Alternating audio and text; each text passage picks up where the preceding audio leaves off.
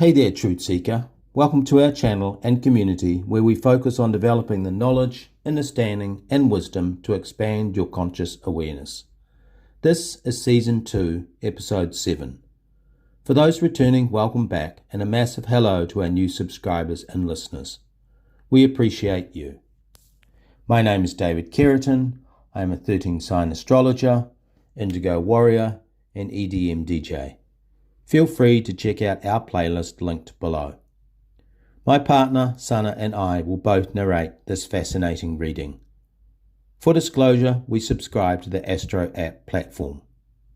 To help align with your divine design, you may now acquire a personalized 13-sign natal chart. Please click the link in the description. We look forward to hearing from you. Before we go further, what can you expect from today's reading and what is our channel about? The beginning of wisdom is to know thyself.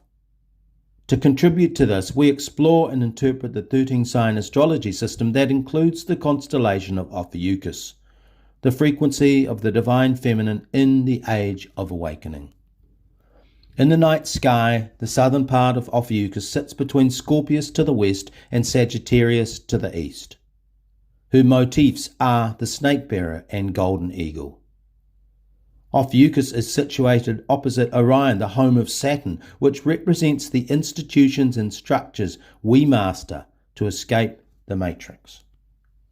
Conversely, Ophiuchus symbolizes the restoration of powerful feminine energies subjugated and suppressed via Saturnian systems. This reading covers the Virgo Full Moon occurring on Thursday, April 6, 2023 at 4:34 p.m. New Zealand Standard Time where we are located. For those in the United States, this equates to 12:34 a.m. Eastern Daylight Time the same day. Our discussion will spotlight the Moon in Virgo, conjunct Zeus, opposite the Sun in Pisces, conjunct Jupiter in Chiron. We will also review the Moon-Sun-Jupiter T-square with Pallas Athena in Gemini. Governance, leadership and management. What do we feel, think and believe? Part 1. Our work and well-being. A Virgo moon relates to our emotional engagement with work and how this affects our physical health. Within this context, the moon conjunct Zeus relates to governance, management, and leadership. What resonance do you absorb from your workplace? Given the chance, would you make changes? Paid or voluntary, the Virgo moon asks, how do you feel about your occupation? And how do those emotions alchemize your well-being? With Zeus playing a prominent role, the linchpin of this question is to evaluate the leadership or management you interact with. Typically, the tone in the workplace is set by those in the chain of command. They personify the culture and clarify the expectations. There is a saying, some of you may have heard it, people leave bosses, not jobs. Numerous studies refer to the link between life and work satisfaction and the positive effect flowing between these two spheres. Work is intimately tied to meaning and purpose. It also provides social connection. All these things, purpose, meaning, connection, and satisfaction, are components that contribute to our health. Bosses, managers, and supervisors are not necessarily leaders. For a long time, people have debated management versus leadership and what does an effective governance structure look and feel like. We are being nudged now to explore these tricky concepts. At this full moon in Virgo conjunct Zeus, pondering and debating these issues is valuable. Opposite the full moon is the Sun in Pisces, forming a three-way conjunction with Jupiter and Chiron, which Sana will cover next. Thank you, David. Part 2. Our beliefs and philosophies.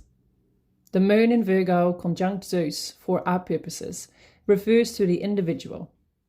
The Sun in Pisces, conjunct Chiron and Jupiter, relates to humanity. Jupiter's influence covers our shared ideas and philosophies. Chiron's presence takes us into the uncomfortable realms of fear and loathing. The combination of the Sun, Chiron, and Jupiter in Pisces, opposite Zeus and the Moon in Virgo, traces our human experiences of being managed, led, and governed, some of which is challenging. Chiron, in the context of this full moon, services unconscious trauma relating to disempowerment. We think this is the zeitgeist, the defining mood or spirit of the age. People are pushing back against what they consider overbearing leadership, management, and governance. They want to be part of the conversation, to be respected when it comes to decisions impacting our individual and collective well-being. Chiron conjunct Jupiter and the Sun in Pisces amplifies residual fears and trapped emotions. Pisces can be a house of mirrors, illusions, and distortions. When we abdicate from discussions concerning shared resources like healthcare, education, and the environment, we leave the decision-making to others. The influence of Pallas Athena is magnanimous, benevolent, and charitable. When in Gemini, square the Sun and Moon, Pallas represents the virtues of a great mind and wise heart. Her touchstone is bravery, while acting for a noble cause. With reference to leadership, management, and governance, uncovering collective philosophies will involve honest self-assessment, critique, and yes, forgiveness. Yet, the opportunity here at the full moon is to embrace this conversation. Among the big questions on Earth right now is who will lead, who will manage, and who will govern. Are these concepts the same or different? For example, what is governance? How do we implement effective structures and ensure widespread engagement in the process? What are the contrasts between collective and individual leadership? And what role does management play in this lexicon? A Pisces Sun conjunct Jupiter and Chiron, opposite the Moon conjunct Zeus, involves dissolving ideas, rehabilitating trauma, and reimagining self-sovereignty. As we conclude, let us reflect. The 13-sign astrological system contains puzzle pieces that help us interpret individual and collective experiences. 13-sign astrology is ancient knowledge, kept secret to all but the insiders who have used it for themselves. These insights, applied to your life, can have profound impacts on how you perceive and interpret your reason for being. For those of us contemplating and considering what creative contribution we can make, as the third density collapses, now is the moment to go inwards in mindfulness and meditation to clarify your ideas. We know we are swimming against the tide of popular astrological opinion.